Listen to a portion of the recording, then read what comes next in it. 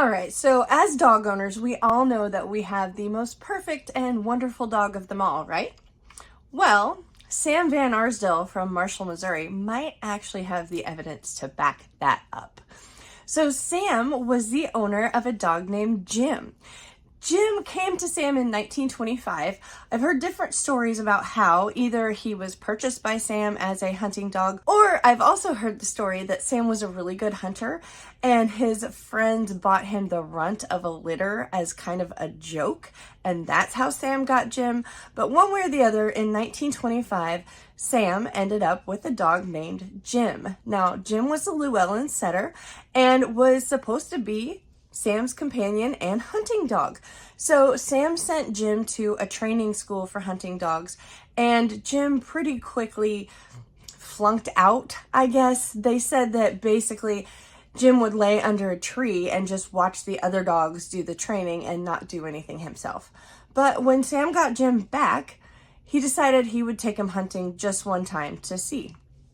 Well, turned out Jim was a fantastic hunting dog, and at one point Sam said that he had shot at least 7,000 quail with Jim before he just stopped counting.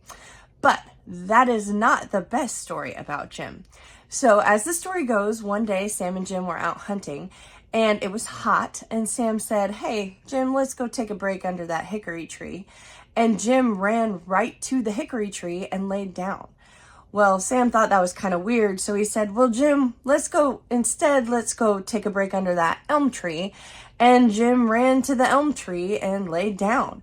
Apparently, Jim and Sam went through about 4 or 5 different kinds of trees, and Jim identified them all. So then Sam started doing other things with Jim and pretty quickly realized that Jim was not your normal, average, everyday dog. So apparently, Jim could recognize all sorts of instructions. He could recognize people. He could read a license plate number and go find that particular car. He could also be asked questions such as, "Who would you go to see if you were sick?" And out of the people standing around the room, Jim would run to the doctor. He was amazing by all accounts and very popular around all of the cities in which he lived and when they traveled to go hunting. So Jim eventually could tell you the sex of unborn babies, and he predicted the winner of 7 Kentucky Derbies and the World Series.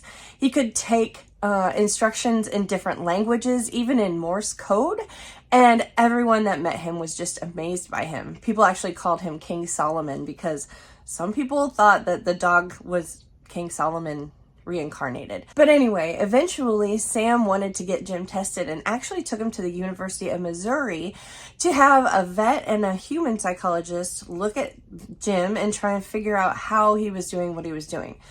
They looked at Jim, they looked at Sam, they looked at them together to see if Sam was maybe giving him some hand signals that were imperceptible, or if Jim was just reading Sam's body language. They could not find any signals, any reason that Jim should be able to answer these questions. While he was at the university, different professors asked him questions or gave him instructions in German, French, Spanish, even Greek and Morse code, and Jim did all of the things that were asked of him. He was featured in Ripley's Believe It or Not. He performed at the Missouri State Fair and in front of the Missouri State Legislature. And he was even asked to come to Hollywood for Paramount Pictures and for pet food companies, but Sam declined all of the offers to do that.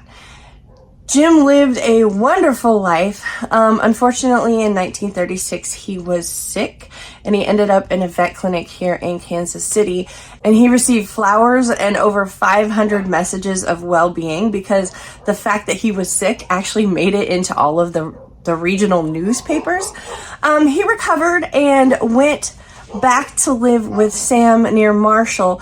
Unfortunately, about a year later, they were out hunting and Jim collapsed and he passed away at the age of 12. When Jim passed away, the family tried to have him buried in the local cemetery, but the cemetery said that he could not be buried there because it was just for humans. So they had him buried just outside the fence of the cemetery. And funny enough, eventually the cemetery expanded, and now Jim's grave is actually kind of in the middle of that cemetery. You can actually still go visit Jim's grave, and a lot of times you'll find flowers and dog collars and treats and things on top of his grave. So Sam used to actually manage a hotel called the Ruff Hotel, R-U-F-F. Yes, I know that's funny, and no, they did not do that on purpose. But where that hotel used to sit, the city of Marshall has actually made, there's a little Jim the Wonder Dog Museum and Jim the Wonder Dog Memorial Gardens, and it's just a very cool place. You can take your dog and kind of sit and enjoy the quiet. So if you're looking for a fun day trip and you want something a little off the beaten path, go visit Marshall, Missouri, and go to the Memorial Gardens and the museum, and I promise you will not be disappointed.